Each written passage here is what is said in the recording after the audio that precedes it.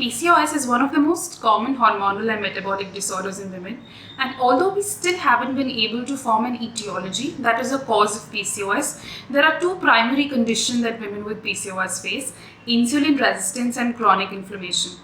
If these two conditions are not very well managed, it can exacerbate the symptoms of PCOS, like irregular periods, weight gain, difficulty in losing weight, increased androgen hormones, which can cause increased facial hair, hair fall, male pattern baldness, cystic acne, etc. Our lifestyle can literally make this condition better or worse, and hence when suffering from PCOS, it's very important to be mindful of your diet and physical activity. Now I have an entire video about the food groups that can help with managing your PCOS. If that's something you would like to know more about, definitely watch this video up here. However, in today's video, we are going to discuss about the 5 food groups that you need to steer away from if you want to manage your PCOS well. So if this is something that you would like to know more about, definitely watch this video till the end.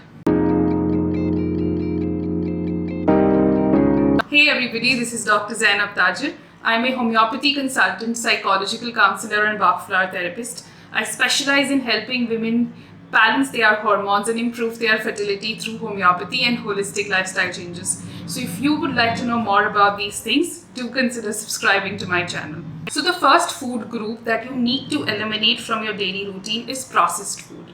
What really does processed food mean? Processed foods are foods that have been subjected to some form of chemical processing to either add or subtract something from them so that we can improve their color, texture, shelf life, flavors, etc. Processing foods makes them reduce their nutritive value, and also consuming them in large quantities can be hazardous to your health.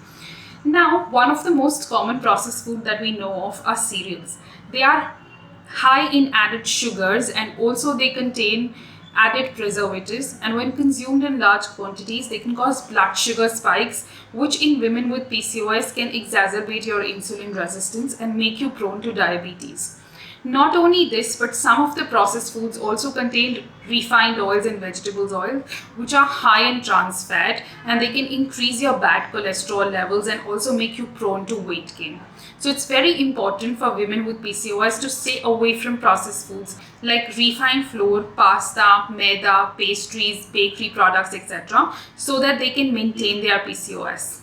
The second food group is refined sugars. One of the major concerns of women with PCOS is sugar cravings. So these cravings are primarily because of the influence of the hormone insulin. Now, when a woman with PCOS eats sugars, it causes instant blood sugar spikes, and this causes release of insulin hormone. Since the insulin cannot be well utilized by the body, there is high level of insulin circulating inside the blood, which makes you prone to weight gain. This weight gain further exacerbates your insulin resistance, and it just makes your condition worse, and the cycle kind of keeps going on. So it's very, very important for you to cut down your sugars in order to break this cycle. But how do you really do it? Firstly, make sure that whenever you crave sugars, you opt for natural sugars coming from fruits, etc. Also, don't have these sugars all by themselves because they can also cause blood sugar spikes. It's always better to combine them with healthy fats that come from nuts, seeds, nut butters, etc., so that there are no instant blood spikes. Secondly, also make sure that you are eating meals regularly and at regular intervals, and your meals contain good amount of proteins, good fats and fibers, so that you can be fuller for longer and your cravings reduce. And one of the most important supplements to reduce sugar cravings in PCOS is inositol. When choosing a supplement of inositol, make sure that it contains a 40:1 ratio of myo-inositol and D-chiro-inositol, just the way it's present in your body, so that this inositol supplement can help with your sugar cravings. The third food group that you need to steer away from is fried foods. Fried foods are high in trans fat and saturated fats, which again are very bad for your health because they increase your cholesterol levels and also cause weight gain. Not only this, but they affect your blood sugar levels and cause insulin resistance. They also affect your gut in a way that it causes your gut to cause bloating and acidity, And like we already know, there's a very strong connection between your gut health and hormones.